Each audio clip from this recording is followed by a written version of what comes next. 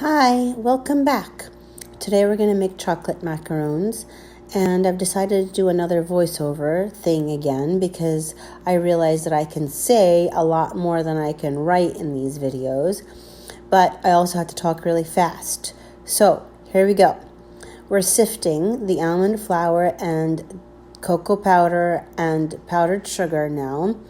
I only sifted once since I've been able to get really finely ground almond flour at almost any store now, but I get mine from Costco, FYI. I find I only need to sift it once, as opposed to when I first started a few years ago making macarons, I would need to sift like 2 or 3 times before it was really fine. Anyways, so I'm making the Italian method today, which I really prefer and I really encourage you to use if you're still on your macaron journey. And here I am putting egg whites into my sifted powdered sugar and almond flour and cocoa mixture. So that's the first portion of egg whites, and I'm going to mix it really well and then let it sit. And now is my second portion of egg whites. Oops, we really quickly went to making the syrup here.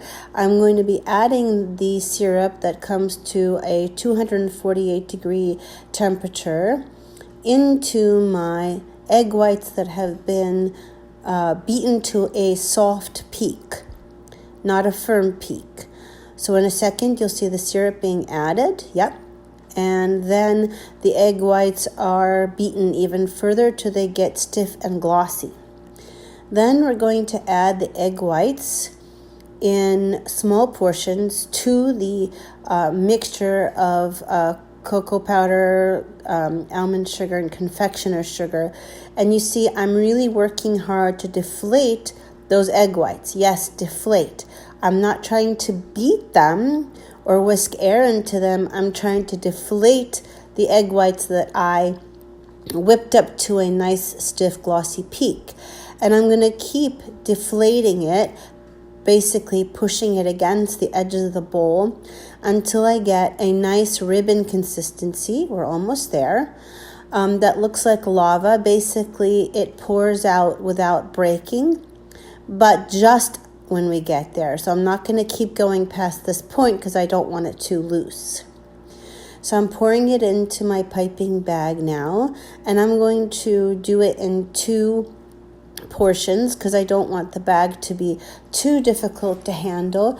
But I am, as you can see, squeezing out all the air out of that piping bag because I don't want my macarons full of bubbles. And now I'm going to pipe them onto my printed mat, which I like, but you can do it without this mat, and you can also do it onto parchment paper, which is how I started. And as you can see, the nipples on, for lack of a better word, on the macarons settle down after a few seconds. So that's what we want.